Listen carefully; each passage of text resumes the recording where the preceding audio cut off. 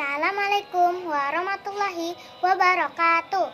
Perkenalkan, nama saya Nabila, siswi kelas 3 dari Sekolah Dasar Islam Tunas Bangsa Madani. Dan ini teman saya, namanya si Camel. Sebelum kita masuk ke tema, mari sama-sama kita mengucap dua kalimat syahadat. Asyhadu an la ilaha illallah wahdahu la syarikalah wa asyhadu anna Muhammadan abduhu wa rasuluh la nabiyya ba'dah. Rabbi shrahli sadri wa yassirli amri wahlul 'uqdatam min lisani yafqahu qawli. Puji dan syukur, mari sama-sama kita panjatkan kehadirat Allah Subhanahu wa taala, Tuhan satu-satunya yang berhak disembah, serta selawat dan salam kepada Nabi Muhammad. Karena tanpa Rasulullah, maka hari ini kita tidak akan mengenal Allah dan merasakan indahnya Islam. Di kesempatan ini, saya akan bercerita tentang kisah seorang sahabat, yaitu Sayyidina Umar bin Khattab, dan bagaimana beliau bisa masuk agama Islam. Teman-teman, Umar ini ciri-cirinya tinggi dan badannya besar. Jika ia duduk di atas kuda, maka kakinya akan sampai ke tanah. Ia juga terkenal sebagai sosok yang keras dan pemberani. Sebelum masuk Islam, Umar bersahabat dekat dengan Abu Jahal, dan mereka berdua sangat membenci Islam. Dan kedua orang ini memegang prinsip, jika sudah yakin dengan satu hal, mau salah ataupun benar, maka akan mempertahankannya sampai mati. Abu Jahal ini memiliki budak yang semuanya masuk Islam. Di antaranya ada Yasir dan Sumayyah yang mati syahid pertama di dalam Islam. Jika Abu Jahal sedang menyiksa budaknya, maka Umar akan datang dan ikut menyiksa. Saking bencinya Umar dengan agama Islam. Di awal-awal Islam, kaum muslimin disiksa jika ketahuan berdakwah dan mau keluar dari kota Mekah pun tidak boleh. Melihat kaum muslimin disiksa, maka Nabi mempersilahkan siapa yang ingin hijrah keluar dari Mekah, dan keluarlah 83 orang sahabat. Di antaranya ada seorang ibu yang namanya Ummu Abdillah. Suatu ketika Umar sedang berjaga. Pada saat ia keliling, ia kaget. Dari atas gunung turun Ummu Abdillah sambil menggendong anaknya. Umar bertanya, "Sedang apa wahai Ummu Abdillah?" Ummu Abdillah menjawab, "Kami heran dengan kalian ini, wahai orang-orang Quraisy. Kami ingin beriman sama Allah dan beribadah di Mekah, kalian larang. Keluar dari Mekah pun dilarang. Maka terpaksa saya naik gunung. Karena jika saya lewat pintu gerbang, kamu akan membunuh saya." Umar kaget. Sampai beginikah umat Islam mempertahankan agamanya? Agama apa ini? "Pergilah Ummu Abdillah, saya tidak akan mengganggumu. Semoga keselamatan bersamamu." Tapi ternyata Umar ini berpikir, ada apa dengan agama ini? Keesokan harinya, Umar keluar pakai baju perang, ingin membunuh Nabi. Di dalam perjalanannya, Umar bertemu dengan seorang sahabat yang menyembunyikan keislamannya.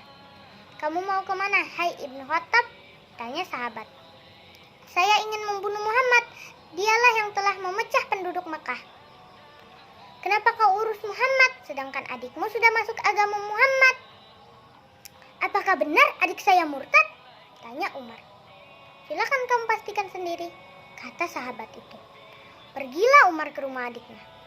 Dan ternyata adiknya dan suaminya sedang belajar Al-Quran dengan sahabat yang bernama Khabbab bin Arat. Umar mendengar dari balik pintu. Lalu Umar mendobrak pintu itu. Saat pintu itu terbuka, adiknya pun menyembunyikan Al-Quran. Sebelumnya menyembunyikan Khabbab bin Arat. "Apa yang tadi saya dengar?" kata Umar. "Tidak ada apa-apa," jawab adiknya. "Ada, tadi saya dengar. Apakah itu yang dibawa Muhammad?" "Iya," jawab adiknya. "Berikan pada saya." Umar meminta Al-Quran. "Tidak boleh, kamu tidak boleh menyentuhnya. Kamu kafir, Umar." Umar marah. Ia merebut secara paksa, tapi adiknya tetap mempertahankannya. Lalu Umar menampar adiknya. Dan adik iparnya yang ingin membela istrinya juga dipukul, hingga adik dan adik iparnya jatuh. Melihat adik dan adik iparnya, Umar berpikir lagi, agama apa ini? Adik perempuannya kini berani melawannya. Ia Ia penasaran, lalu meminta lagi Al-Quran itu. Tapi tetap tidak dikasih. Kamu kafir, Umar, kamu harus mandi dulu. Singkat cerita, Umar pun mandi. Setelah mandi, ia kembali lagi pada adiknya. Lalu adiknya memberikan Al-Quran itu. Saat itu Umar membaca surat Taha. Taha, ma anzalna alaikal Qur'ana litashqa. Taha, kami tidak turunkan Al-Quran padamu Muhammad agar kau jadi sedih. Illa tazkiratan liman yakhsha. Ini hanya peringatan bagi orang yang mau tunduk. Terus Allah ceritakan sampai kisah Nabi Musa dengan Fir'aun di dalam surat Taha. Umar yang baru pertama kali membaca Al-Quran bergetar hatinya. Antarkan saya kepada Muhammad.